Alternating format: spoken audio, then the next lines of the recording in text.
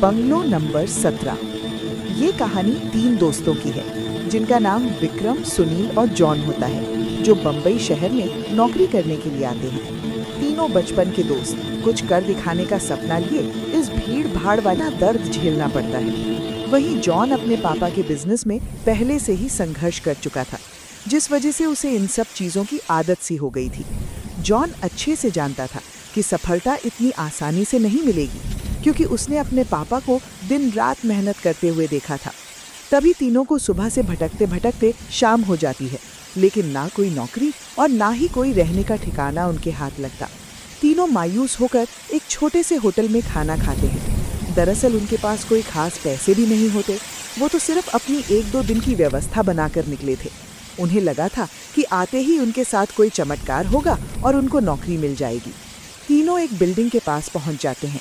कुछ देर बाद सभी बिल्डिंग के गेट के पास बैठ जाते हैं। 1-2 घंटा बैठे हुए गुजर जाते हैं, तभी बिल्डिंग के चौकीदार की नज़र उन पर पड़ती है और वो जोर की आवाज़ में उन्हें डांटते हुए कहता है, कौन हो तुम लोग, यहाँ क्यों बैठे हो? तीनों अजनबी शहर में किसी को पहचानते नहीं और ना ही उनका कोई ठिकाना है। तीनों अपनी जगह पर जल्दी खड़े हो जाते हैं और अपनी बात चौकीदार को बताते हैं। चौकीदार को तीनों की हालत देखकर उन पर तरस आता है। उसे एहसास होता है कि कुछ सालों पहले ऐसे ही वो काम मांगने आया था, तब किसी ने उसे सहारा दिया था और आज कम से कम वो इतने बड़े शहर में अब रहने का तो ठिकाना लग चुका था।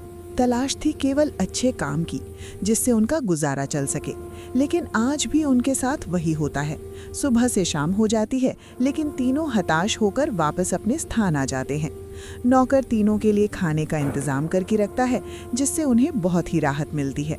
आज तीनों दोस्तों के लिए बंगले की पहली रात होती है। रात को 12 बजते ही अचानक विक्रम की नींद खुल जाती है और वो अपने आप को बंगले के तहखाने में पाता है, जहां पुराना सामान इकट्ठा करके रखा हुआ था। उसे समझ में नहीं आता कि वो यहाँ कैसे पहुंचा।